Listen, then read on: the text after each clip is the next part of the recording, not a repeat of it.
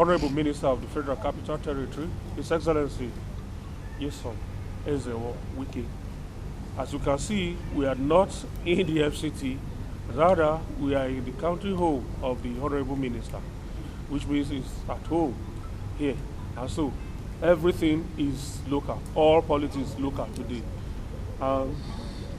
We'll be discussing a whole lot of politics. My name is Benga Aruleba. I'm your anchor, and I have my co-panelists here. But before we get to them, Honorable Minister, good to see you. Compliments of the season. And with your kind permission, can I introduce members of the panel? Thank you, sir. Sitting next to me here is Babajide Kolade Otitoju, brand new Director of News, Television, TVC News. Jide, good to see you. Thank you, Aruleba. Congratulations to you. Thank you so much, and good morning, viewers. Sitting next to Jide is a face we are seeing here for the first time, but of course, if you are a television viewer, you can't miss that signature Afro. Rotus Odiri, the man with the Afro, is joining us for the very first time on this series. Rotus is anchor global business on Arise Television. Rotus, good to see you and welcome on board. Thank you. Thanks for that. Honorable Minister, thank you for having me. Great to be here. Good morning, And everyone. then let's cross to the other side of the aisle. It's a face we know too well. Makinde Ogun Yusuf. Makinde is of Channels Television. Makinde, good to see you. Compliments. Good to see you too, Mr. Olaba. Compliments of the season to you, Honorable Minister. Sitting next to Makinde, of course, is the one we call Malam Azu. He's not dressed like a Malam today. In the Nigerian Guild of Editors, we call him Malam Azu. Azu Ishekwene is Editor-in-Chief, Leadership Principles. Good to see you, Azu. It's my pleasure to be here. Good afternoon and compliments on this. And of course, sitting next to Azu is a face that is also joining us for the first time. Festus Ere is of The Nation. He's actually the weekend title editor. That is Saturday and Sunday editions of The Nation. Good to see you, Festus. Good morning. Good morning, everyone. Honorable Minister, I'm sure people merely seeing you will think that, oh, the time for a response to Sheyi leaks, or is it Makinde leaks, or whichever is set. But before we get to all of that, let's start on the general notes, Honorable Minister. The year is just, maybe we can count hours now to the end of the year. I just want to quickly look back at the year, the good, the bad, the ugly. Do you have any regrets? And what will be your high point as well for the year? Well, of course, as a human being, there are ups and downs, and there are challenges, and you are there to solve some challenges. But generally, one would say that it has been very good for us. We have seen a lot of changes in our city, which of course is what people expect us to do. For me, it has been a very tremendous year, even though we may not have achieved what we have set up for ourselves because of one or two, setbacks, So I would say that it's a very good year for us. I will believe by the time we get to next year, the residents of Abuja will see more positive changes in the territory. And for you as a person, are there moments of regrets? Are there things that maybe on reflection now you could have done differently? Like I said, In the last 1 year?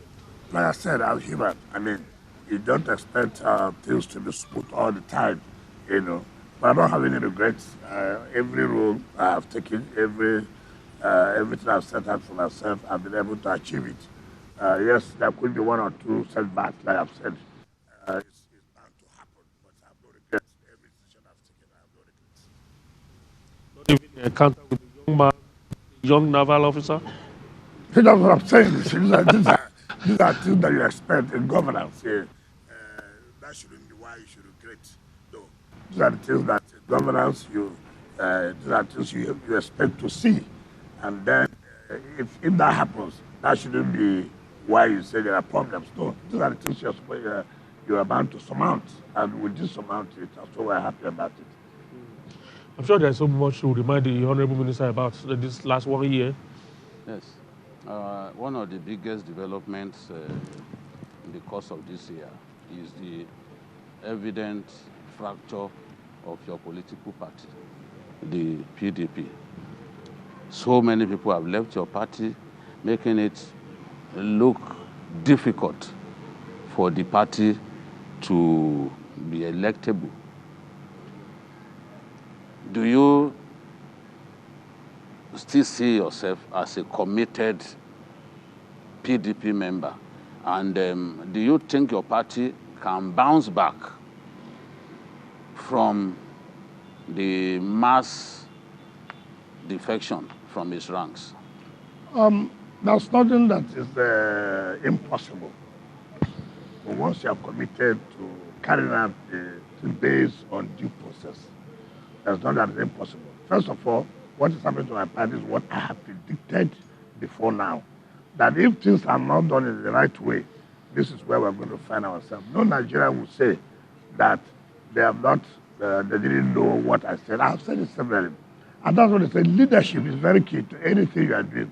Leadership in association, leadership in government. If the leaders do not take the right decision, this is how it's bound to be.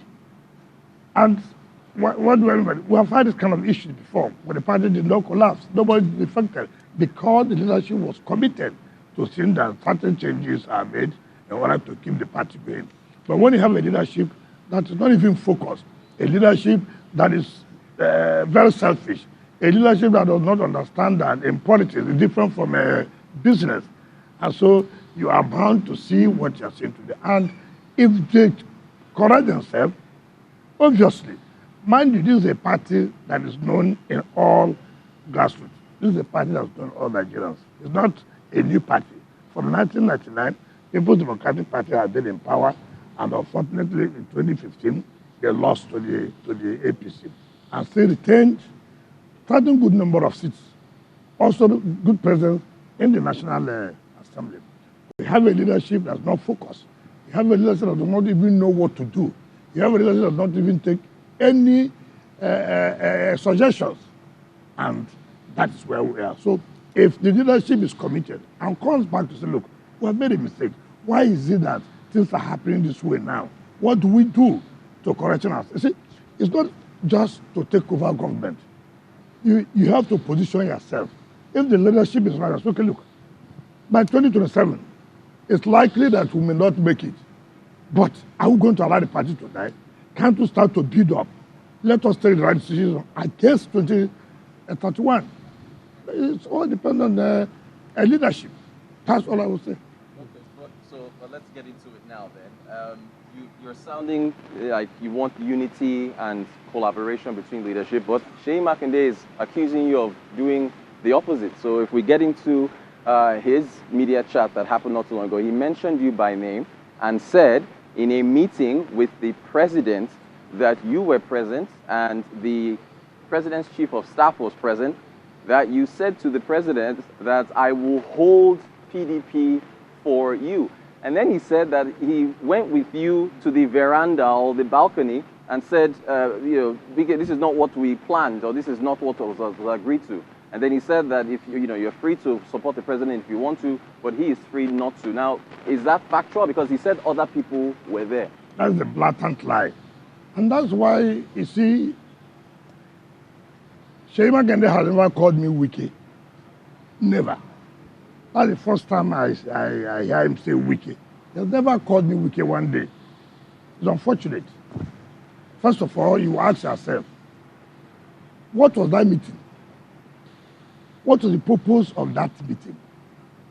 That would have led me to say, Mr. President, I will hold PDP for you. Why did Seyi Makinde not come up all this while to tell the party, see what Wike is doing? I was in a meeting and see what Wike said. It is not correct. And let me put the record straight. There was no such meeting. Rather, my humble self, the former governor of Benue State, Otom, the former governor of Abia State, Ibazu, the former governor of Enugu State, Ugwaye, and Seyi Makinde, we went to see President. That's the G5. Yes, we went to see President to discuss, of course, elections were over, to discuss about certain things. While we were there, the Chief of Staff, of course, you should know that the Chief of Staff is always around the President.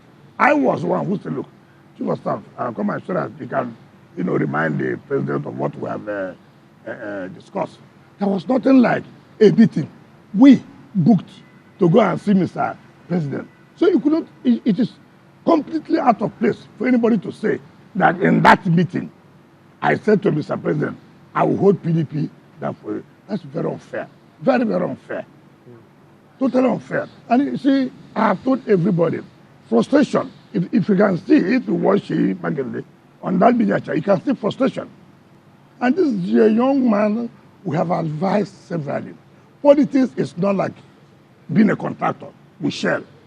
Politics is not like being a contractor with mobile. It has different rules. It has different. When did Makinde come into politics? When did he come into politics? And you see, there's nothing wrong in having ambition. But the ambition must be tailored according to the rules. Ambition? What do you mean by ambition? Running for president or what? He has not even had the guts to tell us that he wants to run for president. Let him say that he has told anybody. But we know we are not kids. You see, there are things you can do, and you think that people don't know. People do. They watch you. They follow what is going on. How did PDP enter this crisis? It is Makinde's ambition. How did we enter the crisis?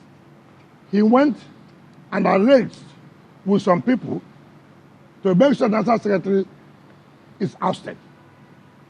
He lured people to go to the State High Court in Enugu. When you know that the State High Court has no jurisdiction over that matter, they got the judgment. No problem.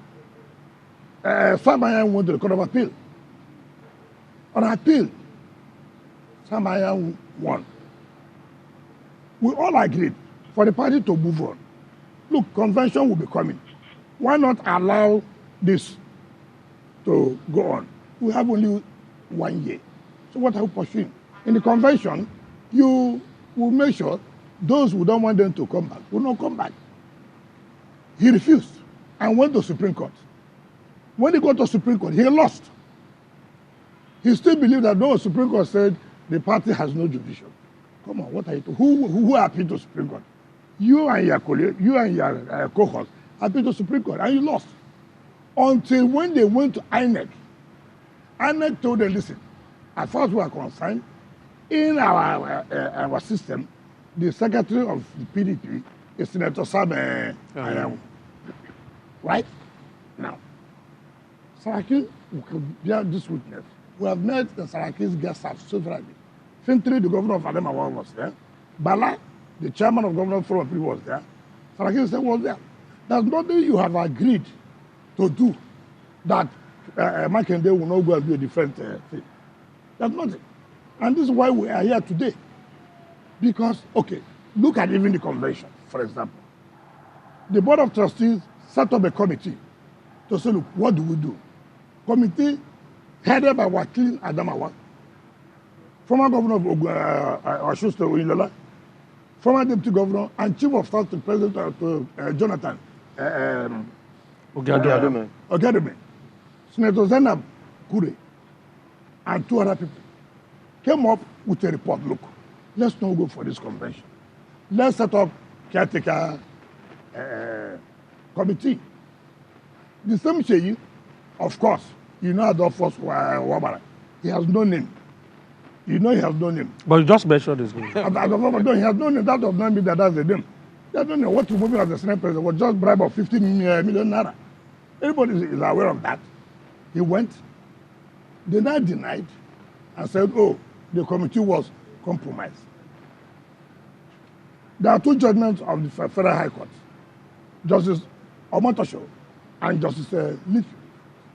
Substantive judgment, not orders.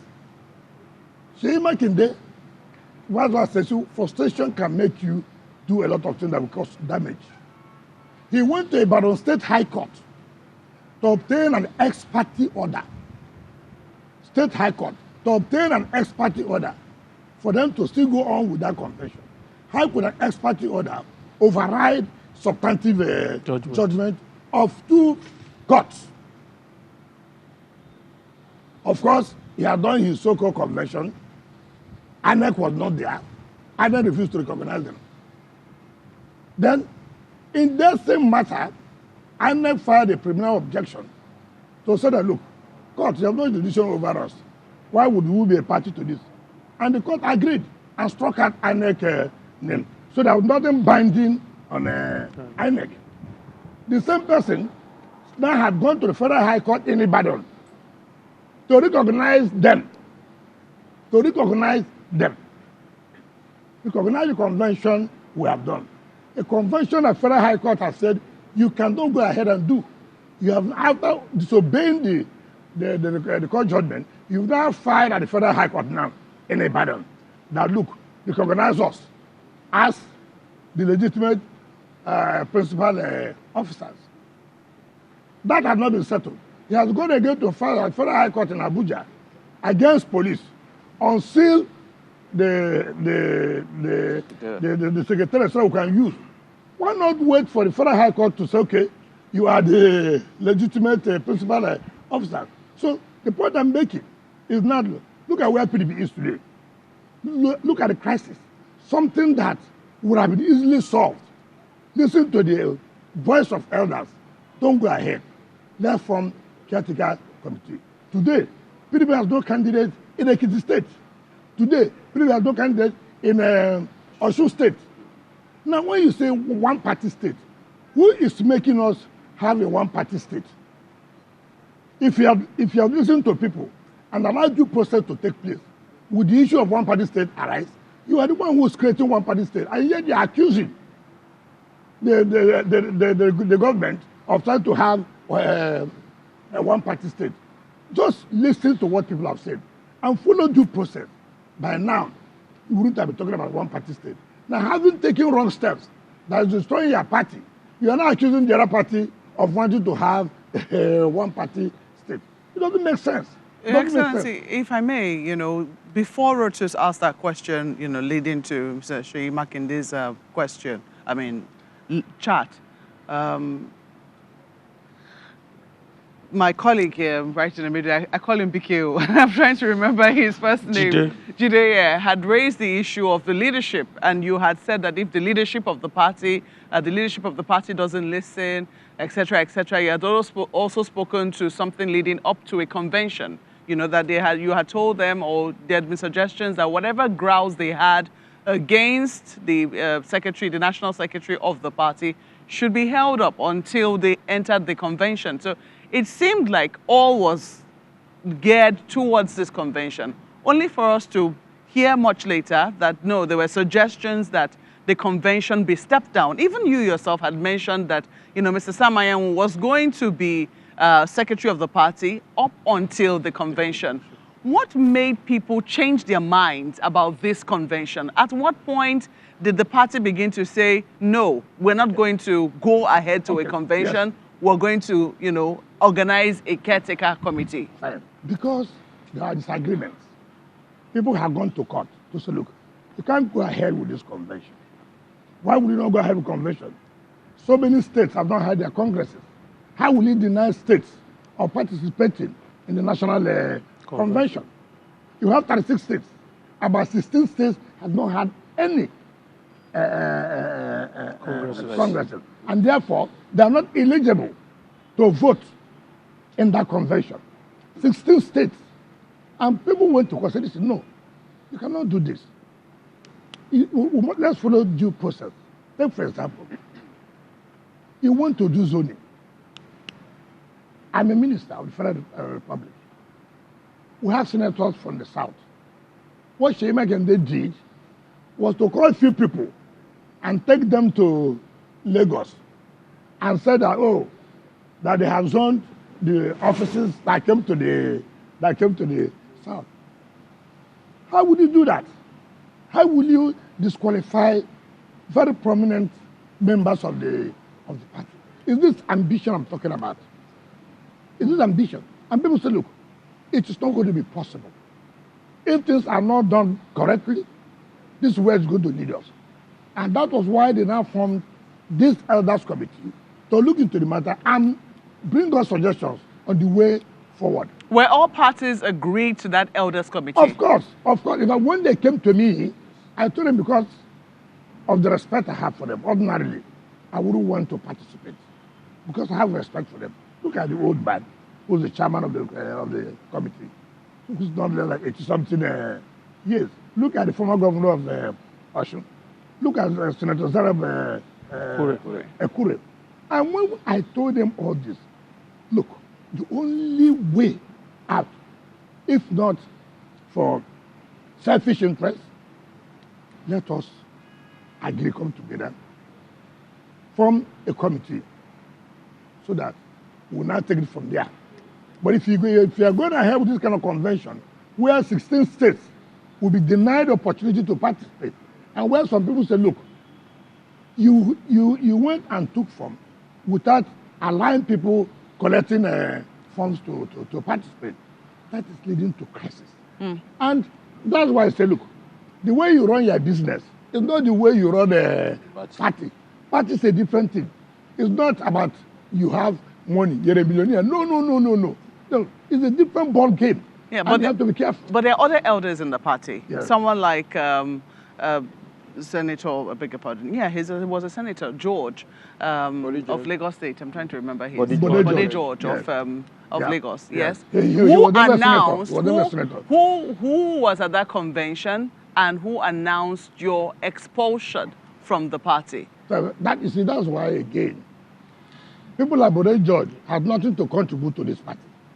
Since 1999, Bode George was the deputy national chairman of PDP. Had PDP ever won in Lagos? Since 1999, you claim as a leader. They've won seats in the House of Reps. Oh, what is winning? We are talking about Lagos State. That you win one seat for how many years? Since 1999 till now. The only thing you say, oh, PDP is strong. You used the PDP is strong based in River State. We will produce anything you want to produce based on another state. But in your own state, you are not able to win anything since 1999.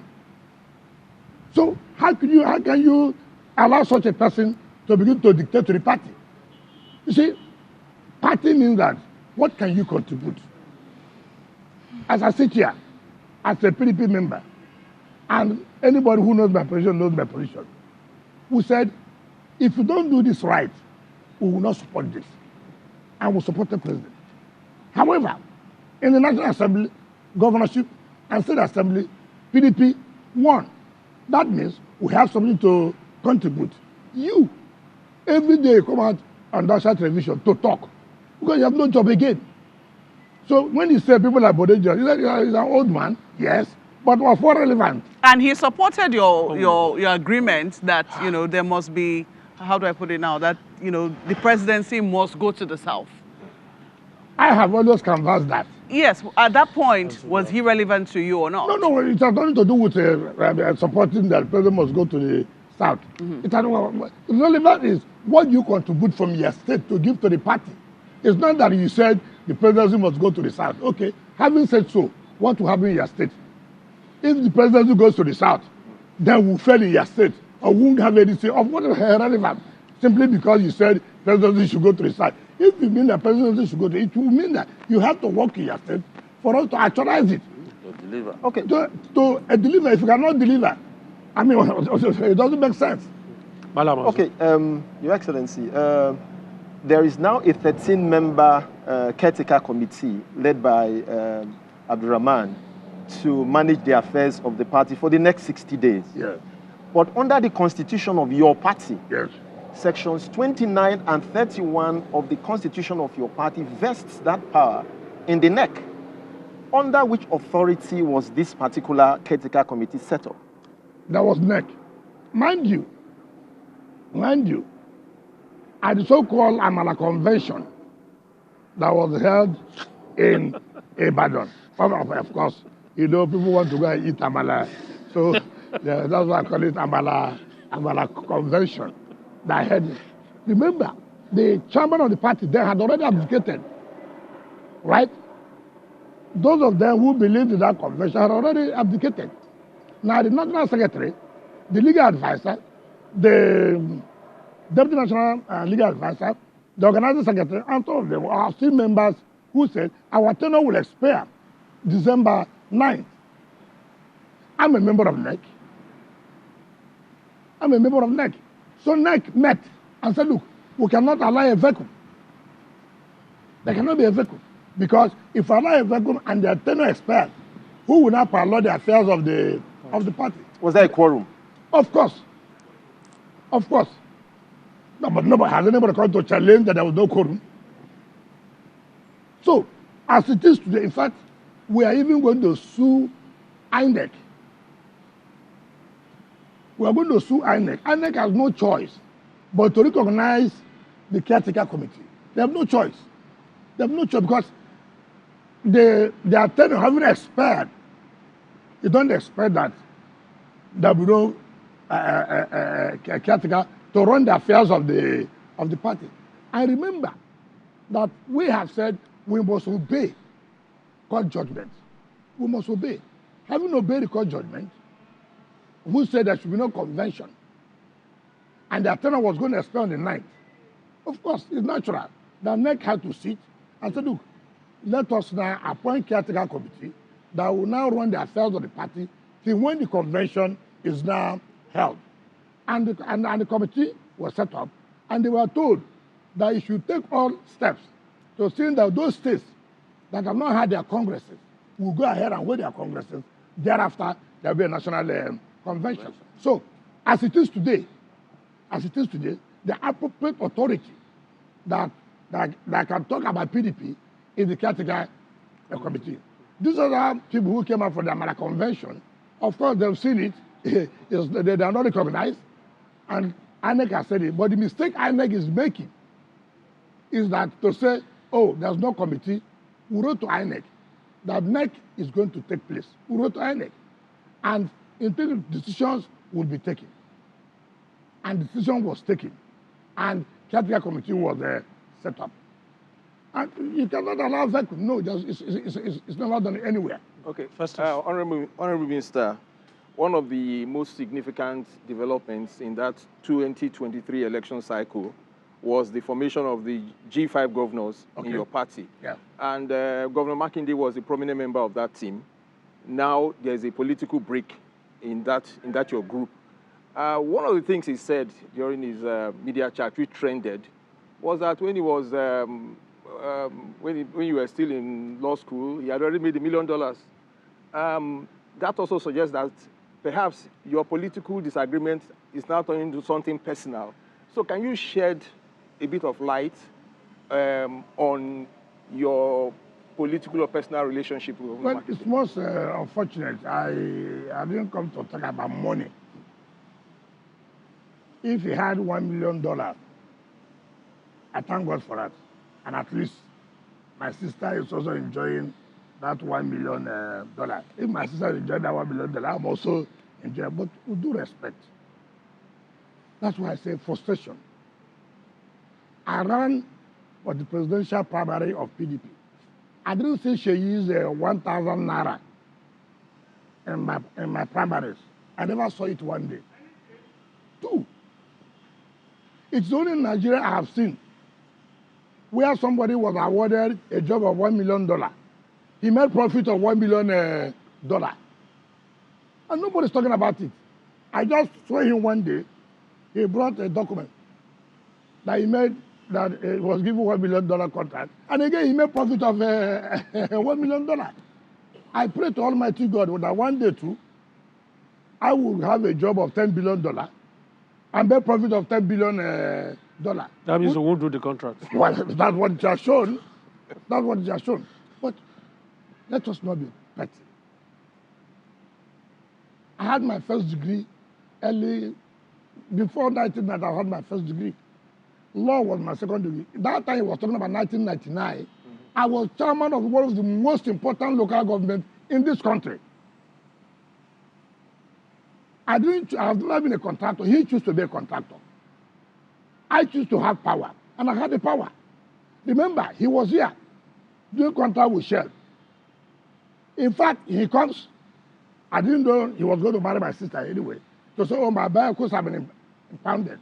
Please help to release my vehicle. That is power. That's government. I was in government. He has to do the business according to the rules I've set in the LGA. So what is whether you make 1 million? But you also forgot the same man that had no $1 million. First of all, Sheyi in 2007 ran under AMPP as senator. He lost. He lost. Sheyi in 2013-14, Munikat Adiola, former leader of the House of Reps, one Senator Jose, we call him Hallelujah. They all brought Muniru brought Sheyi to me to give him the structure of PDP in Oyo State. The man who had no $1 million, he had $1 million. But he came to the man who had no $1 million to help him to get structure. We said, no, we will not give you. We gave it to Taslim Fubara. He went to SDP to run as governor. He failed. He failed, which is $1 million. He failed. Now, it was before 2019, he came back. We said, okay, now, we are ready to give you structure. I was very grounded in politics. I was grounded, but I had no $1 million with me. But the man who made $1 million is going around looking for people who help him to have a structure. It's the one who gave him that structure that Sheyi became governor in 2019. Now, when you talk about G5, you see, G5 was formed on the basis that, look, we said the South, President Buhari hasn't had 8 years. It is natural that the presidency should go to the South. Of course, that's why I say, when you play game, sometimes it boomerangs. People like Atiku and the rest of them thought they were too smart. They now took the chairman of the party, led by one another crook. One, they call him Dr. Ayu. He knows he can't sue me. I've said it severally. This is not the first time. Yeah, but for the fact that you are on national television, not just one channel. No, but everybody so knows. Many I've said it more than 20 televisions. Yeah, but you can't call somebody a No, crook but let him without... sue me. No, but he took bribe from Atiku in Lagos. That's another one. No, let him. He knows now. What is that? Look. We know ourselves. We know ourselves. I mean, for me to say this, he should know that he should have sued me to court up to now. He can't. But anyway. Your Excellency, no, let me finish. Are you saying crooks know themselves? Is that what you're saying? If you're a thief, don't you know yourself? A thief should know himself that he's a thief. But are you a crook? Because you said he's a crook. You said he's a crook. We know ourselves. No, the point I'm making, we are in the same party. We are politicians. Okay. We know ourselves. We know who is who. Okay. That's the point I'm trying to make. Okay. Because people would think ourselves. Those who would think that are those who already have something in mind. You know, all I'm saying is that we're in the same party, we are the same politicians, we know who is who. So, we say, look, you cannot have chairman at the same time have the presidential candidate.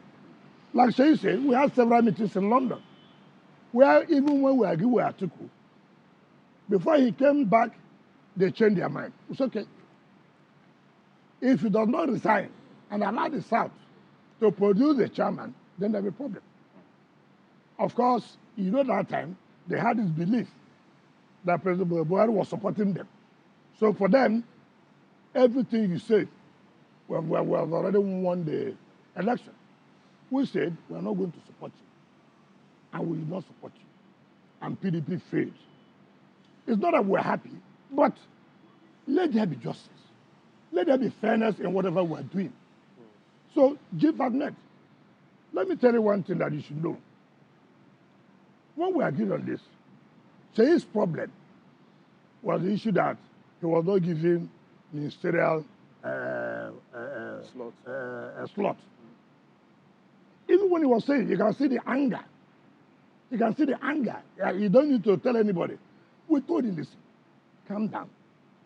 We went to that. That's one of the issues why we went to see President. To say, look, sir. And President said, look, I'm the president of this country. Just take it easy. There are certain factors I may not have considered. However, something has to be done. Made that. But again, already he has made up his mind. So this issue in fact, I remember now, there was a time the Rivers Ijo had a reception for me in Port Harcourt here. So when autumn, that was just to bring you back, when autumn, the former governor of Benin, they went to speak, he said that, look, we are going to support president to do second term. Makinde, now, in Wednesday, replied on pages of this paper that, why would you say such a thing? I called him. I said, yes. Even if he says so, you don't need to go and react. All he will say, let's call a meeting. If this statement you made, it's too early to have made it. But for you to do this, you are showing as if there's a division amongst us. Like I said, frustration has come. And sometimes too, and you know, having made that $1 million early, he reacts. So, because when he looks back, he sees the letter of $1 million dollar.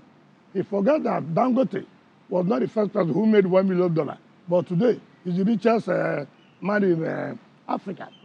You know.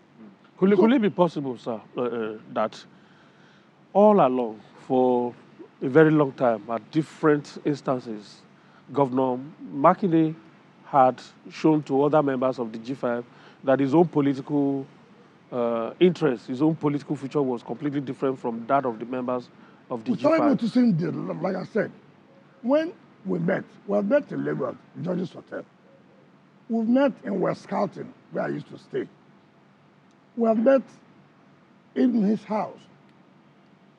We said, look, you are the governor we have now. Whatever that is going to happen in the governors forum and the caucus meeting, let us, before we go for such meeting, we'll be able to know what to discuss. He never one day, and that's how we came to realize that he's behind removing Senator Samayan was to make sure he achieves the total control of the party. It was when we now saw that, look, this guy has a different thing in mind. And for us, I have asked him one day, listen, if you are going to run for president, tell us. We are the ones here that are going to make it happen. I'm not going to run because it will be unfair for me to go and stand in an election against the person who has appointed me. I mean, at least I have conscience. Even though people were rumoring, oh, be careful of Wike, he's going to run, you don't do this kind of thing. Now, and I told him this. I want the South to see me tell the president. But if you run now, how would you not think that you will do only one time? Will you go and negotiate with them that you will do one time? It's not going to work. How would they trust you? How would they trust you? Because you know, once you have the power, it's a different thing. So they will prefer for the president to even finish the 8 years than you to come and do 4 years and then later you blame politics you want to do second. Let us. This has to be planned well. You have to be careful. But like I said, money can make you not to see well. You know, the kind of money the governors have now, we never saw it. That's why most of them make mistakes. They think everything is about money. When they look this way, look at money that has come. In all my life, as governor for 8 years, I have never received in the Federation account throughout 1 year. I've never received more than 200 million naira. Never. The records are there. This one now, you see, don't you wonder, even states, who you thought that are now making budget of 1.something trillion. Why? Because the removal of subsidy by the president, which was a bold step, has now made money available to the states. And so most of them are blindfolded. And I tell people, Money has its own limitation. Money has its own limitation. It's not everything. Yet people say money is everything. No. There are areas money can go. But goodwill can go. Goodwill can go. So it's not everything that you think money will work. No. And you know Nigeria, it is unfortunate. Now that Nigerians know so much money are in the States, so many Nigerians are very smart to see that they have their own share from the cake. Yes. But if I had the kind of money they have now. You know the value is not the same thing, though. What is value? What is value? I mean, Rotus can tell you what the value is. Excuse me. Let us not use this exchange rate and this. I don't care about that. What if I have today, whatever you may say, I have 500 billion naira in the state account, or I have 500 billion naira in FCT today, you will not believe what I will do with it. How much do I get in the FCT? I get 1% of the share that federal government gets. Take for example, if federal government gets 1 trillion, 1% of 1 trillion is 10 billion naira. That is not enough to pay salary. What do? I go back. Our entirely generated revenue. So, but look at what has happened in Abuja. So it's not a matter of value. People, that's the argument. People come up with, oh, you know, what's the exchange rate of this? That's all. Rubbish. Honorable Minister, I know you are going to open a vista which will enable Rotus to begin to take us in the line of silly deals, real estate and all of that. But before you get there, still on this Seyi Makinde, we've had through one of your close confidants, although not a member of the G5, but somebody very close to you, former governor of Ekiti State, who actually said that the real reason you went to the villa for that G5 meeting was about Governor Seyi Makinde, and it had to do with persuading the president to assist Oyo State over the bombings that took place at that time. Is that correct? And actually, that Passion was not did not go with us. What we went to see President for, with all due respect, is look, Seyi is getting too, confrontational. Too confrontational, and I've said it's not necessary. This is let's go and see President. There's no need you challenge the President because you didn't get this. The other things you will get, and good President to be yes. The other things you will get. But you know, like I said, because he has got of expired. You know, what baffles me, Seyi said that I told President I will hold PDP for you. Okay, assuming, though not considering, assuming I said so, assuming.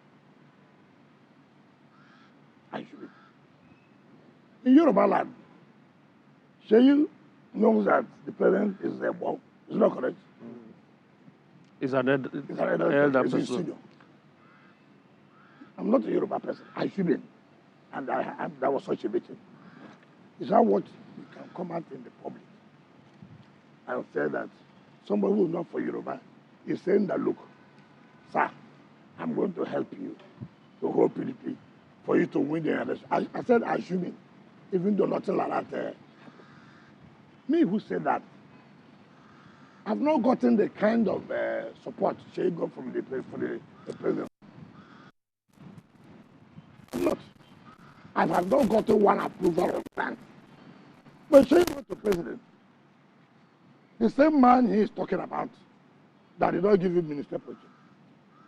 Let's say you come and say, what I don't like in people is trying to say, show evidence. It's not the issue of show evidence. Seyi Makinde, can you look up to God and say, you did not apply to president for a grant of 50 billion, who the president approved for you? Can you, in your conscience, say so? You did not. Can you, in your conscience, say you did not collect such money? You know, everything will like to politicize it. You said, I told president, I'm going to hold PDP for you. Me, that's holding PDP for president, I've not gotten any such grant. You that you are angry. You have gotten such a... But the point is that see, you can be helped through several ways. And one of such ways, the president looked at it, I will support you with this, with this, with this, with this. And that's why you think that that's not enough for you. And so, it baffled me, I will not lie to you. Because if such a thing took place, I would have told you, yes. It never took place. Go and inquire from autumn. In fact, they all called me when they had this thing. They said, what kind of rubbish is this? How can he say that I went for a meeting and then I said this? How can? In any case, who does not know my position as regards to Tribu's president? Do I need to tell him that? Nigerians have had me say severally, I'm going to support president. So how would I now go and tell him, President, don't worry, I will hold down PDP for you? It doesn't make sense. Let me ask this question quickly before we go on our break. Is it such a bad thing for the president to give Seyi Makinde a ministerial slot? Remember, his supporters, the candidates of the PDP lost the National Assembly elections because he was working for the president's candidacy. So people voted APC, top to bottom. So now what Seyi Makinde and his people are saying is that out of all of them, the G5 that came together, you are the one who has been benefiting tremendously from the president. Others have been fed nothing except the ambassadorial appointments that they gave a couple of them the other day. So is this such a bad thing for somebody, for the president to say, Seyi, you helped me, you delivered Oyo State gave more votes to the president than other states in the southwest. So is this such a bad thing to give him that minister? No, see, it is a bad thing. Let me tell you. When you say that PDP lost because he was working for president, why didn't PDP lose in Rivers State because he worked for president? Who took out the National Assembly seat? The president won. It's not the same election. That is not correct. Remember, the president also is a Yoruba man. There's also that sentiment that we have to vote for our own. It's there. It's there. So it's nothing to do with because you work for president. That's how you lost out in National Assembly. It's not correct. If that is the issue, then we would have also lost out in National Assembly here. We went to the same election. We told our people, vote for president, National Assembly, don't vote for APC. And we achieved it. Now, I'm not saying that there's anything wrong in president giving you ministerial slot. But mind you, he's a president. There are things you don't know that he knows. If the president has called you and said, look, listen, there are other things. When he said me benefit, what did I benefit? The benefit is that the position that will come to Rivers State, take for example, Wike, National Population Commission, will you be given to anybody other than Rivers people? That is the outcome. The position that will go to NDDC, Rivers State must be represented. Will you be given to, because you're a G5, you go and give it to somebody from Oyo? No. No. As a minister, I have a duty to also make sure those of them who were all together also benefit in other ways. It's not only appointment. Like I said, why did the president give such an approval if the president does not mean well for him? But you benefited the Treasury single account, which... What is my benefit of single account? Using my money that I said, President, look, if you want anything to improve in FCT, pull us out from single treasury. What is the essence of single treasury account? We are not revenue collector for the federal government. So why should we be a single treasury account? So it's not personal to me. It's for FCT to move on. And they have seen the benefit. So when you say I benefited, what did I benefit? It's the resident for me to do my job, which I'm doing today. If we are still in a single treasury account, it would have been difficult to carry out So because at that time, we don't have, we can't go to bank to borrow. Because the bank will say, what is the collateral? The money will not go to them, it goes to central bank. But now, with pulling out of single treasury account, we have access to go to the bank to say, listen, we will deposit our IGR, collect social amount of money from our IGR every month. Give us this loan to be able to carry out our infrastructure. So that is the benefit. It has nothing to do with personal. No. All right, we're going on a break shortly, but I'm sure Rotus will. Yes. Yeah. So, The minister is talking about. Yes, we're still on Sheyi Makinde. So I want to clarify if Sheyi Makinde, from your perspective, is someone who can be trusted, right? You've said he's lied about the meeting. Yeah. The $1 million seems like it's an exaggeration. You've mentioned the amount of money the states have made from IGR after the subsidies are removed, right? 2.4 trillion last year to 3.6 or 2.20 2024. All the states have benefited.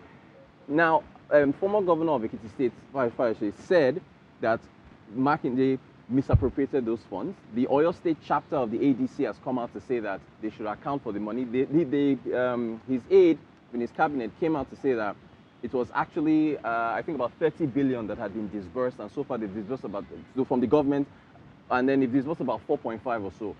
Can he be trusted on the use of these funds from the government? Well, I have no power. It is the people there. First of all, if such money, whether it is 1 billion naira, was given to you by Mr. President, approved by Mr. President, you owe a duty to tell your people, see what President has done for us. And I will appropriate it and make sure it is put in the budget for people to know we are getting this money from based on the promise Mr. President has made, right? But you see, it's unfortunate, people didn't know. Now, because of this incident, people are like, but you collected so money. And then his aide is there say, no, it's only 30 billion. Fine. Whether it's only 30 billion or 1 billion, did you tell Oyo State people that Mr. President, by his own magnanimity, approved this for you? So it now behoves on Oyo people to say whether such a person can be trusted or not. Well, if I don't trust, am I going to vote? Yeah, no. But if you say politically, as we concern political relationship, I'll be afraid. And you know, one thing with me, I need to ask anybody, that's why it's difficult to have long-standing relationship with me. Why? I hate anything that has to do with distrust. I hate anything that has to do with, look, I'm doing something, and I say, look, me and Ben have agreed on this thing. And then I see the step Ben guys taking, which is not in tandem with what we have agreed. I have to be very careful with such a narrative. Okay. In fact, I wasn't the situation to even go and lie. It could have, if you have even said, well, that's what we're discussing, that I said so. Well, I was okay. But to say that we had a meeting with the president, first of all, who are those in that meeting? You said chief of staff, you didn't mention former governor of Abia. You didn't mention former governor of Benue. You didn't mention former governor of Enugu. What was the purpose of that meeting? Who called for the meeting? The president called you for the meeting. We went and said, look, we want to see president. And president said, okay, come to the house. We went to the house, as usual. And he said, look, sir, we are still available. We'll still work together. So what is the issue of saying that we had a meeting and to start with, Sheyi cannot. He does not have what it takes to tell me that. He does not have it. He knows. He never called me wicked. In fact, that's why when I watch him, they say, wicked. Sheyi knows he does not have that. And to hell with it, he said $1 million. Who knows? What's my business? $1 million. Did he pay my school fees? Did he pay Oyo State people their school fees? All right, Minister, we need to go on a quick break now. We know it's your in-law. He can choose to call you by your first name if he wants to. No, that is a disrespect. That's not my name. That's my father's name. Okay. He cannot do that. He has never done that. Okay. He don't know how what it takes. All right. Forget that he's the governor. Okay. He gets more money than that mean FCT. All right. He said that he has not Shall we benefited put on the lead? as me Shall we being put a the lead minister on in it for FCT. now? Let's go on a quick You break. can't say so. When we come back, you've been issuing this threat of January. Politics will start in January, and it's as if everybody's running up and down. What is going to happen in January? When we come back from this break, that will be our starting point. We're on a break now. Watching the conversation we're having with the Minister of the Federal Capital Territory, Wike, in his country home here in Port Harcourt. Just before we went on break, Mr.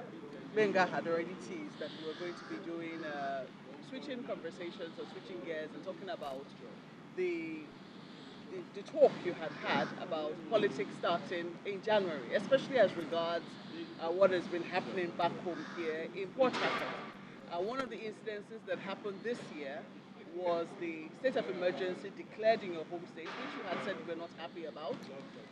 But much later it was seen that peace was achieved. Some truth was gotten to. But in recent days, it appears that that peace which was achieved is now shaking somewhat. What's wrong with these people now? It appears that all is not well at home. So this is coming on against the backdrop of comments by the governor of the state, Fubara, that it seems that he's now been given the all clear to join the All Progressives Congress. Is this a part of the plan?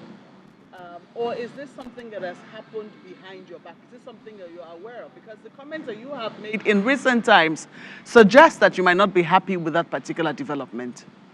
I cannot say that I have any right to stop somebody from associating with any party or whatever. And from what you've said, there's nothing left that anybody will say that why you still want to remain in PDP because of the leadership tussle. The only thing I say is that so many people think that when you say your mandate will stand, that gives you automatic ticket. And that's what I said, though. That does not give anybody automatic ticket. You have to work, you have to earn the ticket for you to be able to represent your people. So many people, so many governors have left PDP. I have been accused, if you remember, so many governors have accused me that I'm working for Tinubu APC to be able to destroy PDP. But the same people have also left PDP to go to APC. So they're not surprising that my governor had to go to APC. No, they're not surprising. It doesn't need my clearance. I'm not the owner of APC. So it doesn't need my clearance for him to say that. It's natural. You saw that assembly people left for APC. You saw that all the party council chairmen left for APC. I mean, it's natural that the governor will also have to leave for APC. Yeah, but the comments you have made suggest that these are developments that you are not happy with. So, for instance, in recent times, you had a meeting with leaders from Obiakpo and other local governments around the Query, saying that we cannot be used and dumped.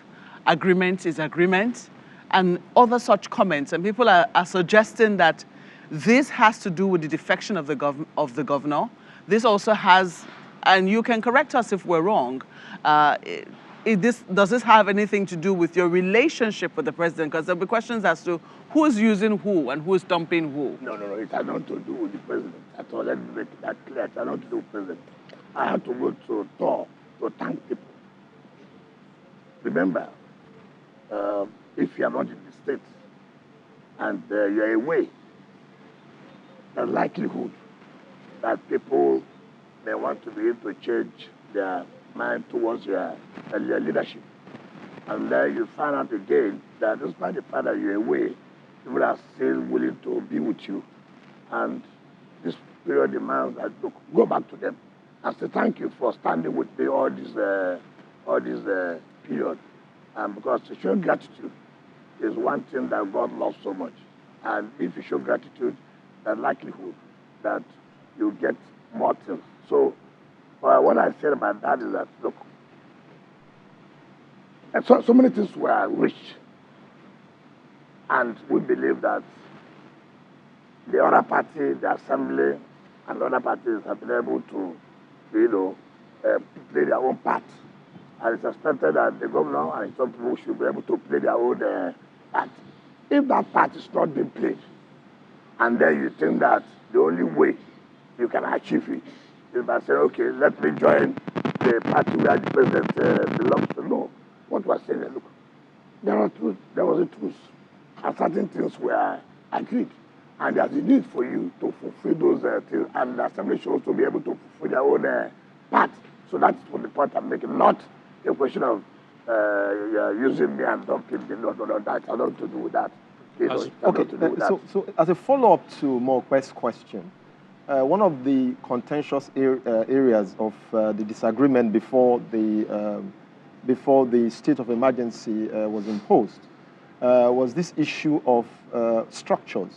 And so this morning we saw on TV that the governor has sent emissaries to his local government to collapse the PDP structure there to APC. And so is structure likely to be a fresh point of disagreement between you and the governor? I don't know about collapsing. The chairman of the council there is APC. And like I rightly told you here, there are 22 local governments. Out of the 22 local governments, you have about 20 being APC and two being PDP. The likelihood that those two will join APC. And if they do that, it means that working together, they have to collapse whatever structure they have. First of all, when you say you are joining the party, there was something you have to offer, right? Like some other states did. The governor is moving. You have assembly to move it. You have council chairman to move it. You have party chairman to move it. You have national assembly to move it. Well, in this case, these people have already left on their own, by their own volition. So assembly was one that took the first decision. Remember, when the assembly defected before, they did not defect. All they said, on your mandate we stand. That is not defection.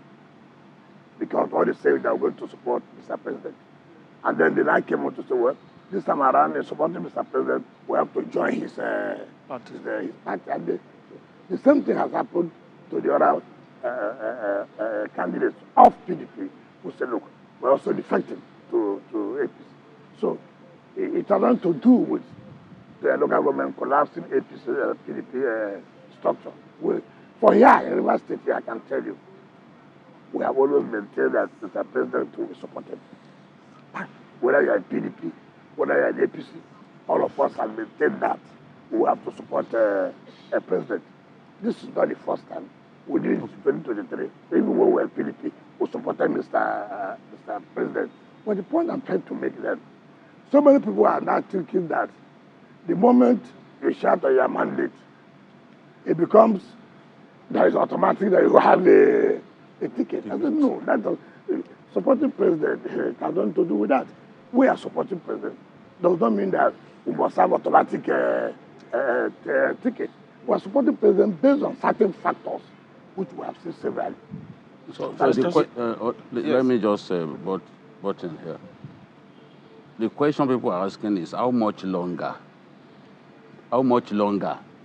do you have left in the PDP with all the people around you, the local government chairman, literally all the local government chairmen in your state in the APC now, your governor too in the APC, federal lawmakers in the APC. So how much longer are you going to remain in the PDP? Oh, the main fact that people have left and gone to APC does not mean I have to leave. No. It's not correct. So are you a member of the PDP? I'm a member of PDP. That's why I'm still there. That's why you still say he's not happy. Even when all those around you, all your foot soldiers are all in APC? No, it's not correct. That you're a member of the assembly or a council chairman or a member of the national assembly does not mean that there are no other persons. It's not correct. But that's what constitutes the structure in the real sense of... Well, you may think so. But there are also structures in terms of party They also stole the trust of party. So if you are working for the president and you are not a member of his party, and the governor is a member of his party and is working for the president, don't you think that at some point there may be clashes, particularly as to who decides what? When he defected, for instance, we saw the party's national machinery moved in his favor to receive him. Where? It was registered with so much fanfare, giving membership 001, and he also declared and proclaimed himself the leader of the APC in Rivers State. Where does that leave you? Can I tell you something? When he said fanfare, he come to APC with who? He said, what is 001? That's his membership. Let me tell you, there's nothing like in the state 001. You register in your ward and your local government. It's in your ward. So if you are 001, it is in your ward. There's nothing like state registration called 001. There's nothing like I've registered in the state as 001. Everybody registered in his own ward. You could be the first person to register by virtue of your position. But operationally, as a sitting governor, yes, he becomes the leader of the party. I don't know about that. How would you not know that? I don't know about that. Because if he says so, who's the leader of APC in the Lagos State? The governor. Your Excellency. You see that? Your Excellency. So there are exceptions to the rule. Yeah. There are exceptions to the rule. Assuming it's a rule. And the leader of NMPP in Kano is Kwankwaso. Oh, hi. So let's not go into all those kind of things. See, leadership is not because I'm a governor. Leadership is not because I'm a minister. You must have something that makes you a leader. Today, if I say I want to go to APC, that will be the end of even talking about it. I'm not going to. You will see other states. You will see other states joining. Leaders in other states who are in PDP will join. That's what they call a leader. I'm not a leader that's concentrated in the state. No. If today I say, look, gentlemen, we have had enough of PDP, we have to move. Watch those who the camp in Benue. Watch those who the camp in Plateau. Watch those who the camp in Abia. Watch those who the camp in Edo. Before the governor's movement to the APC, was there any kind of conversation between the two of you?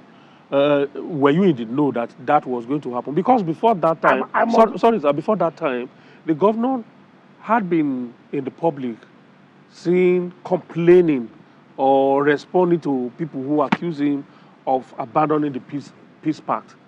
And that is that it was not him that ought to advance the peace pact, that the leader of our leader ought to have called the meeting of everybody and all of that. That didn't happen, and it shouldn't be seen to be jumping the gun. And then when days to when he was going to join the APC, he started commissioning projects, and there were things he started saying that those people, if you want to support Tinubu, don't follow no corner, and all of that. I don't know who is supporting Tinubu and following corner. Well, he was referring to you. Wouldn't that be a direct reference? How could that be when the whole Nigeria knows that I'm one supporter of Tinubu? What is corner? When I have stated openly that is what I will do. When the whole governors of PDP are accused me that I'm working for Tinubu. So how could that be a corner? Yeah, but what happened to that peace pact? What happened to it? If I'm doing corner, the assembly people will not go. The council chairman won't go. If they won't go. And let me tell you, I've always stated this, that why most people don't trust politicians is this issue that people don't keep to their words, and which is very wrong. And I don't want to be that politician. I want to be a politician that I have said something and go and sleep. This is what I've said. You don't need to think about it. Everybody knows that once I said this is what I would do, I would do it. From all I can hear, clearly all is not well. No, it's not well. All is not well. It's not about all is not well. All can never be well. Why can't all be well? No, in politics, all can never be well. But most things should be well in politics. But that's why nobody's fighting. Because it was alleged that there was a meeting, I think, that you brokered in Abuja.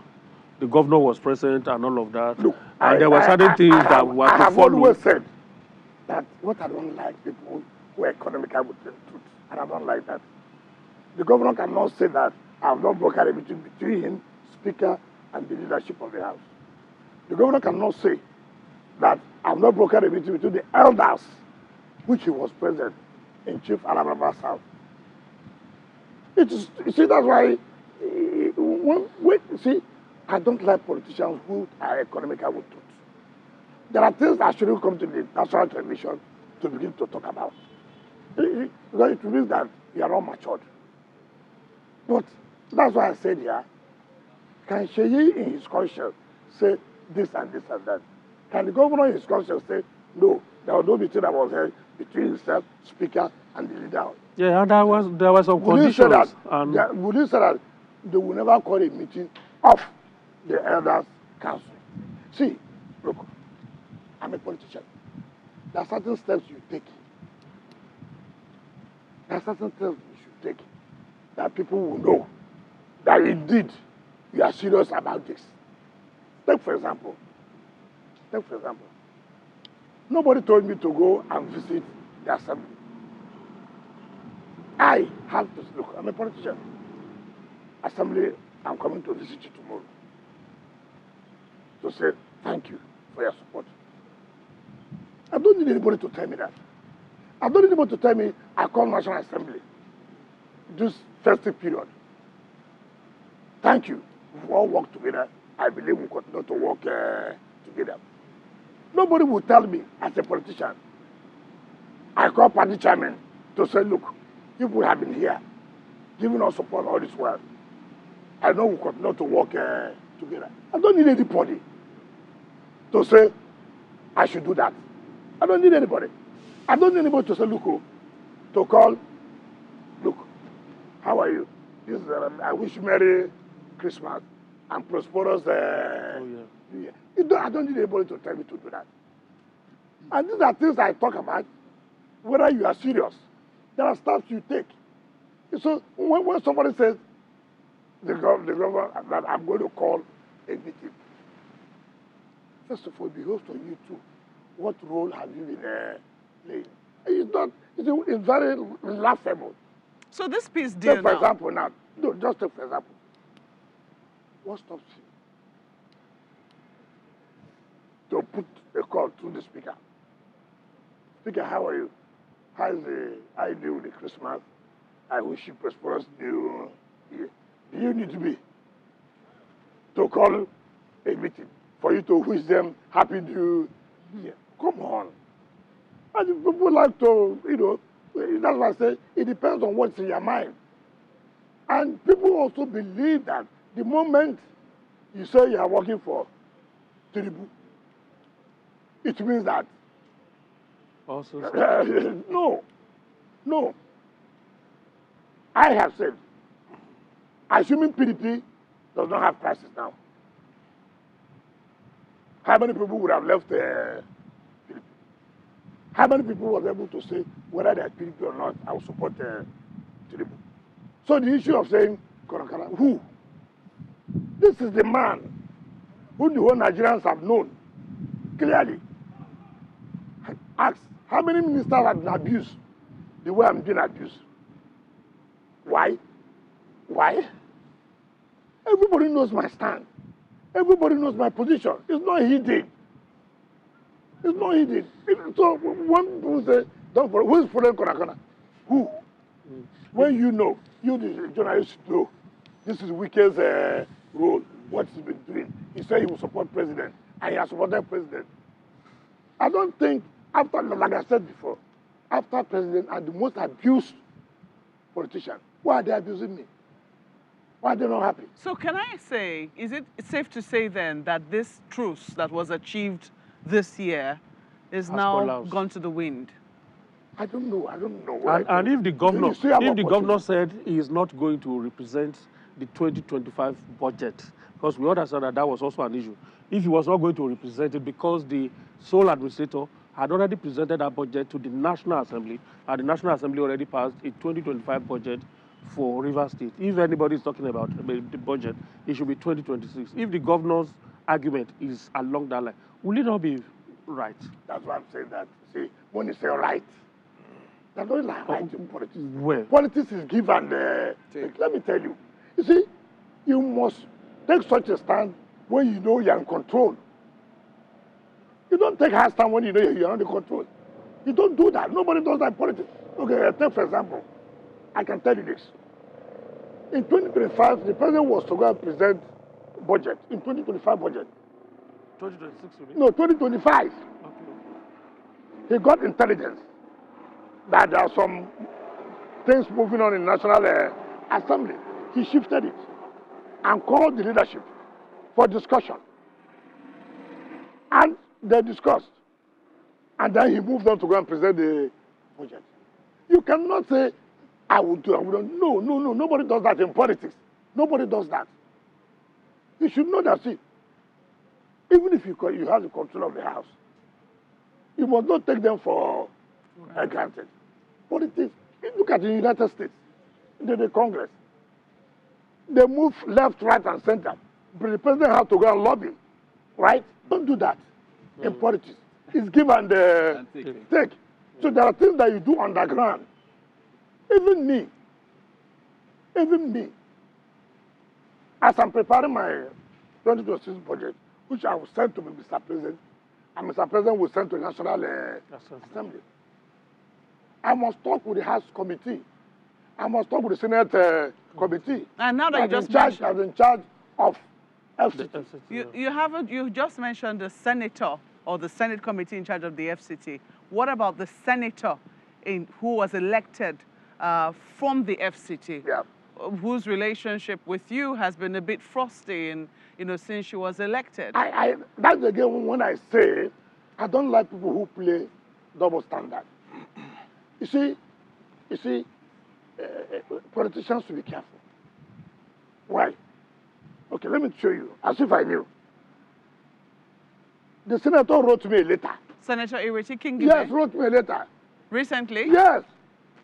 Showing appreciation what I'm doing in Abuja. This is the Seyi Makinde style.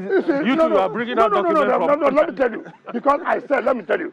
This has nothing to do with $1 million. We insist on reading that letter so that we can be sure what is inside. Look at it. Look at it. It was dated 14th November 2025. His Excellency, Barrister Somezon, with the Honorable Minister of City, appreciation for the rehabilitation of Kunene Street Road, Maitama. I write to express my appreciation to you and the Federal Capital Development Administration for the recent rehabilitation and fixing of the road in Kunene Street, Maitama. On behalf of my fellow residents, please accept my heartfelt thanks and that of the community for your dedication. Listen, for your dedication to service and your continuous efforts in ensuring that Abuja remains a model city. Kindly be assured of my continued collaboration in advancing the development goals of the Federal Capital Territory. Sincerely, Senator Ireti Hiba Kingibe.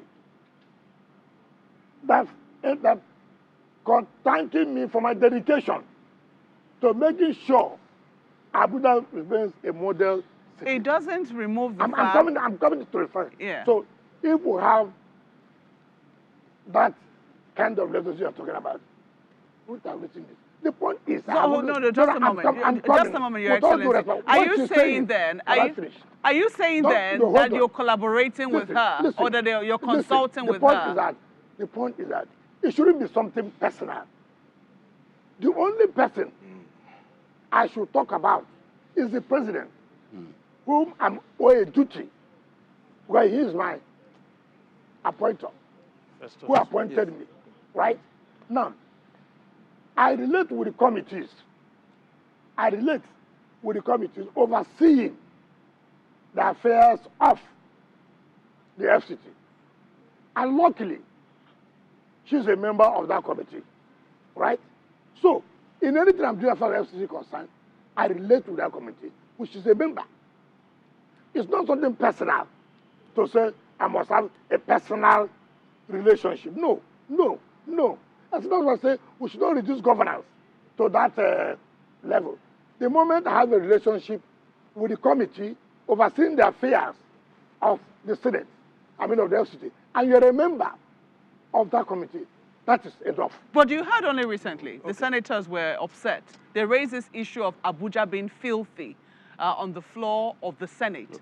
I'm sure you also heard her contributions as well. No, that's not what happened. See, she raised a motion of urgent national urgency. And by their rules, what is urgent here? You see, Nigerians, we should learn how to appreciate when people do things.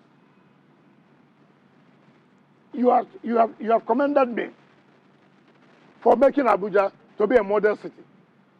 If that is correct, the mere fact that there are two areas that you think have not been done well does not generally mean that you are not doing well in Abuja. No.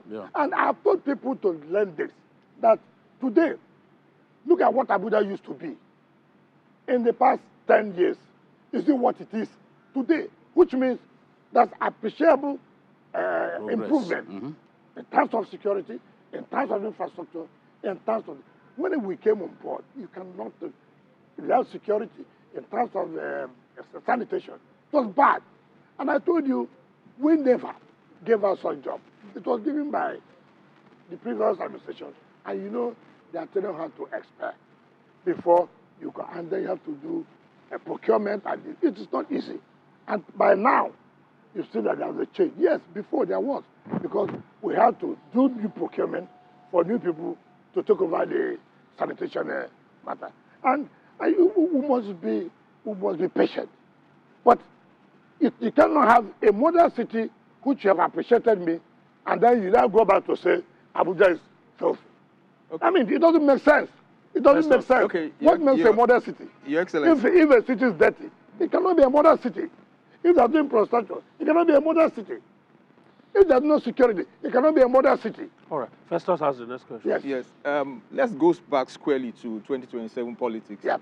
And you just said that politics will start, you will start January. politics fully in January. Yes. Most people think that what's going to happen in 2027 will be a rematch of 2023. But so much has changed between 2023 and now. Today, APC has well over 28 governors, and your party, at least your nominal party, is in legal coma. The party that appears to be rising is ADC. How much do you rate the chances of that party? Because we also understand that on January 1, Obi will be joining APC formally. ADC formally. And people have said that if the opposition had come together in 2023, they would have had a better chance of defeating the incumbents. So today, how do you rate the chances of what is now the left of the opposition against the president? Do you agree that it should be a rematch of 2023? Now, let me tell you something. It's really unfortunate. I've said it clearly. And whether anybody wants to believe it or not. If there should be any opposition that will give fight to APC, it should have been PDP. Yes. I don't know where you are saying that ADC is rising. I don't know where they are rising. Mention the state where they are rising. Mention. You see, I don't like this newspaper politics. Every politics is local. As per the issue of presidency, we have agreed. But those who are supporting us, now look, it's likely that PDP cannot have that chance now to take over the presidency. That does not mean that PDP cannot win a state. That does not mean that PDP cannot win a state. You must see, take for example, if I come to Rivers State now, for example, and I say I'm going to support PDP, for example, or PDP is going to get a gubernatorial the tendency is that council chairman, House of Assembly will support that. It's leadership. I've always told you, when people have confidence in you, don't betray it. And that confidence, as far as I'm concerned, you cannot take it away as far as Rivers State is concerned. You cannot. You can't. You can't. You see, look at the local structure. Who are those who are council chairmen today? Who are the councillors today? So it is difficult, no matter the amount of money you have, for you to uproot that. It's going to be difficult. I'm not saying it's not possible, but it's going to be very, very difficult. If our own team says we're going to support you for governorship, you go home and sleep. If we say we won't support you, you have to fight it hard. That's the point we are trying to make. So when I say politics general, let me tell you why I say so. Next year is a political year. Why is it a political year?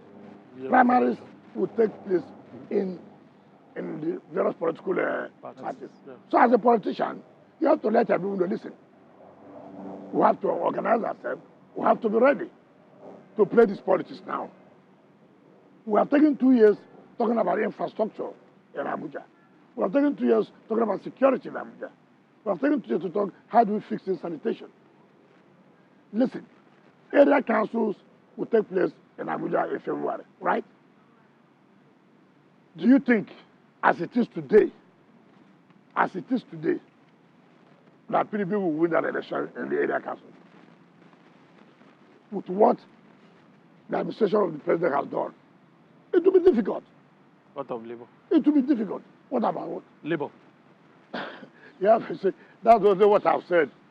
But see, for you to win, you must put your house, you know that. It is not easy. And let us tell ourselves the simple truth. See what is happening in Abuja today. Under whose administration is that? It's under the administration of Ahmed Bola Tinubu. And so people have that sympathy for him.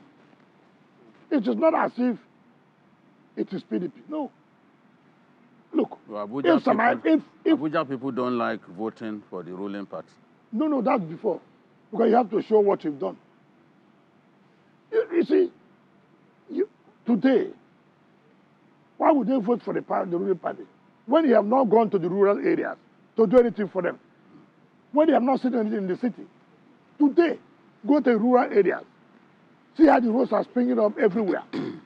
Today in the FCT capital, see how the development is going. So why would you now say that, look, we won't vote for the ruling party? But you know that there are parts of the elite that are not happy with what is happening in the FCT. It's natural.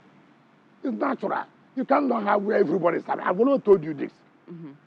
So how are you measuring the fact that the president will win or that the area councils will go to the APC as a result of what is happening when you know that everybody might not necessarily be happy? How do you measure developments in the FCT? How do you support candidates? You support candidates based on what your party have been able to do. Let people, whether you like Asuwaju as a person or not, shouldn't be, is what has he done to change FCT. So for some people, it may be what has he done for the FCT? But for some people, it will be what has he done for me? No. You cannot do everything for everybody. It's not possible. Even if he stays there for 20 years, it will be difficult. But that's the correlation that politicians need to make. No, please. No, that's not correct. Today, if I'm supporting area council chairman, I have a reason to say, vote for this person. Why would they vote for him? They vote for him because I can count. Gwagwalada, see what we have done. Buhari, see what we have done. Abadi, see what we have done. That is the truth. Except you have a personal thing. No, Your Excellency, let me put it like this. No, let me tell you. You won't even let me land on the question. No, you have said elite. No. Look, let me tell you, who are these elites? Maybe not just the elite. Land and rent administration is a key area of concern in the Federal Capital Territory. Yes. There are feelings that land is being taken arbitrarily and partiality in land and rent administration. And Mope was talking about disaffection. This is potentially an explosive. Can I tell you that? That's why there are certain decisions you take that will not be palatable to everybody. It has been like that. And when you take a decision that affects the elite, obviously, someone has come to make a change.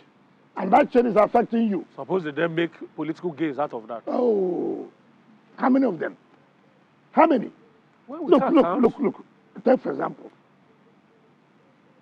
in the river park, I have no business People should know what is the history. That is a land that was given under Obasanjo's administration to some Ghanaians who go under Jonathan something.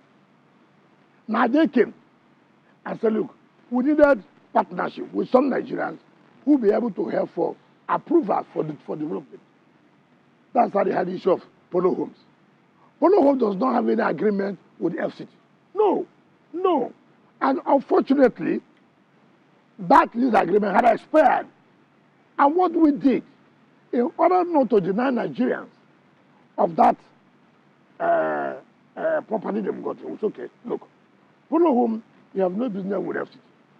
Jonathan something, not Jonathan as president. Sorry, you understand what I'm saying? Jonathan. So now, the agreement you have with FCT had expired. But we must protect Nigerians or other people who already have gotten property. And what do? We give them direct CFOs to protect them. Ordinarily, if we go by the rules, whatever you are doing with Polo Homes will not stand. Will not stand. Now, and I said, look, we will cancel the CFOs that the Polo Homes are giving and give to those Nigerians directly. They don't have their direct CFO, not under this with Polo Homes. Well, by law, there's no relationship. But people don't want to hear the truth. And we're saying nothing should go ahead again. And the man went to court. He went to court. Instead of him to wait the outcome of the court, he using that to say, oh, let us be developing. Nobody does that. I signed the development control directly. Go and bring the whole thing down. You can't go to court and using court to now begin to develop when you don't have the order. Your Excellency. No. So people should know that it is difficult. The government did not do it yesterday. Does not mean the government will not do it today. So many things happen. And you know a lot of life complained. And now you see a government that is taking position to say, look, it can't continue this way. Yes, it will affect you. That's the sense of government. Look at the decision that the president took about the subsidy. It is a strong decision. Exactly, which is where I was really going to. It's a strong decision, but who is benefiting from it? It has enabled the states. You've just said the state governors. To have more money to provide infrastructure in the state. Your Excellency, that's the problem. You see, because a lot of politicians always, or governors, or people with executive power, always assume that infrastructure is a thing. While infrastructure is important, the quality of life of Nigerians is even more important. Are they able to eat? Do they have access to health care? What sort of schools do their children go to? Can I tell you something? These are the things that affect Nigerians. But let me tell you, when you say infrastructure, the quality of life. Infrastructure does not only mean doing roads. Infrastructure has to also talk about improving the health standards, improving the quality of schools. Today, go and see what's happening in FCT. Is there any improvement in terms of the schools? Yeah, but we can't say that across the states. That's the point. That's what I'm saying. That's what I'm saying. That's why I'm saying that each state has to give account. I am giving account in terms of FCT. That's the point I'm trying to make. Unfortunately, it's a federal structure where the president cannot, as his school principal, begin to hold the cane and flog governors to come and account for extra monies they've gotten since subsidy was removed. Look. Is the people of those states that have those responsibilities? That's what I'm saying. It is the people that will decide.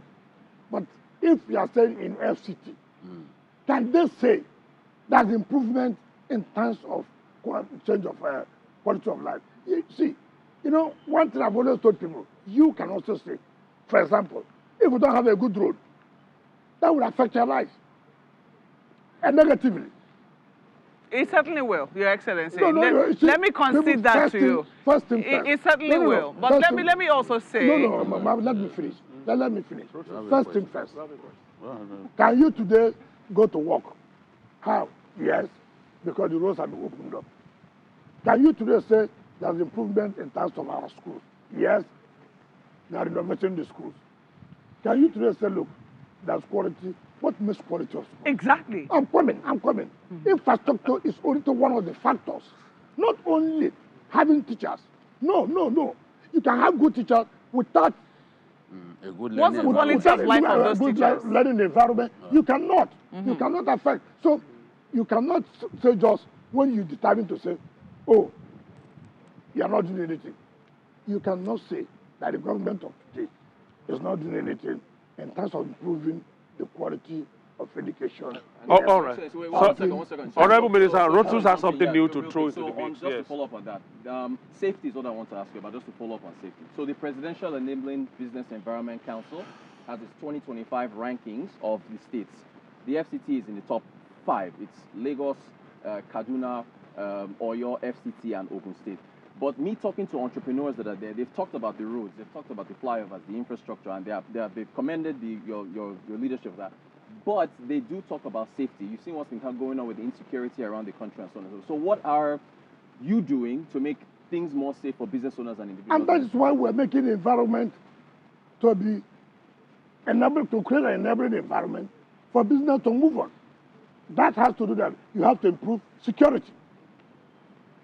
If you don't have good infrastructure, you cannot talk about doing business. You cannot. Let people not roll away. Our problem is that we think that these things have to be done at the same time. No, no. Take first that for government, for infrastructure, for business to improve, there must be good road network. It is very, very critical. It's one. Okay. Two, there must be enabling environment in terms of security. Have you improved the security in FCT? Would you say no? Would you say no? No, you can't say that. What But about that's what he's saying. That's what the report says. That's what I'm saying. That's what you said here in terms of ranking. Yes. That Abuja has improved. Yeah, And but in terms of security, that's what I'm which saying. is a component of that You report. cannot be ranked. And when there's no improvement in security, you cannot. You cannot. What about health? Right, that's what I'm saying. You people's problem about health is that, one, you will have provided, first of all, you have to talk about infrastructure in terms of health. You have to talk about it. You have to. Are we doing anything in terms of improving infrastructure in health? Certainly, yes. Yes.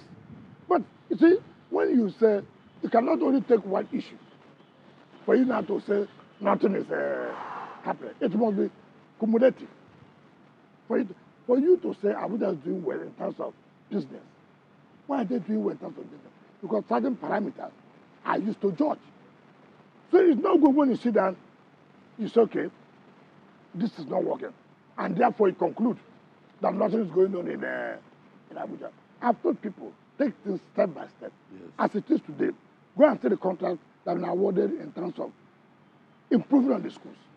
Not less than 200 schools, as we speak now, is going on with renovation. If the schools, you don't have good infrastructure, if you don't have the best teachers, it will not work. Yeah, but Your Excellency, we cannot remove the place of teachers, quality teachers, That is quality the problem, health that professionals. is the problem you people are having. You are saying that, Yes. first of all, take it that, have they taken steps, first of all, to improve the quality of education?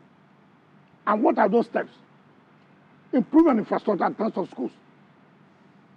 You cannot, I have always told people this, and that is the mistake in assessment. You don't just say, oh, you cannot say things are moving when the quality of teachers. No, no, no. First of all, you talk about quality of teachers in terms of the quality in terms of training. You cannot say, if you have good teachers and there are no good schools, it will not work. Can I ask you, how would you No, measure? Let's go. No, Let's- no. let's- Because we want to have running out of some, time. yeah, and we need to have some quick takeaways. We have just about 5 minutes Left. Just about 5 minutes, and we need to have some quick takeaways. One is on the issue of. You are asking a question. Okay, about- do you want to ask? I thought it was my time. to Okay. ask. All right. We cannot deny that governors have so much money at their disposal now. I know a governor who takes on the average 77 billion naira a month, one of the South-South governors. What advice do you have for these governors at this time? I also know a governor who admitted that he has done in 2 years what he didn't do in 4 years. In fact, it's the Kwara governor that told me this. So some of them are doing something.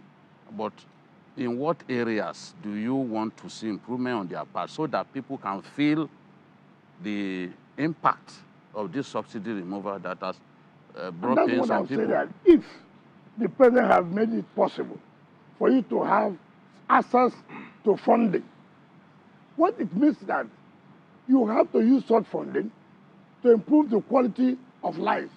How do you talk about the quality of life of citizens? You talk about good schools. You talk about good road network. You talk about improvement in health. You talk about agriculture. Yeah. Yeah, but again, it will be wrong for you to say that because all these ones have not been done, therefore nothing has happened. It's wrong. I've told people that you have 4 years in office. You've taken 2 years. You still have another 2 years, which means you still have opportunity to change things. So if I have said, look, we have done good roads, we are doing renovation of schools, that means we are taking steps to improve the quality of life. Whether anybody likes it or not, when you talk about assessment, when somebody comes to Abuja, for example, what's the first thing that matters? They will say, look, Abuja is not changing. Why is it not changing? The roads are bad. When the roads are good, then they give the story as an indicator that, okay, now things are happening. All right. So I have told you that we have also taken in terms of health, that we have taken number of health that we are trying to renovate and put well and provide good quality of health infrastructure. It's important. It's very important, but I want to bring things back to Rivers State. Your body language so far today, you said you cannot say on your mandate we can stand. That gives you, a ticket to join to another party. You said as a leader you have to not break agreements. You've also said that joining a party means what can you bring, what can you deliver.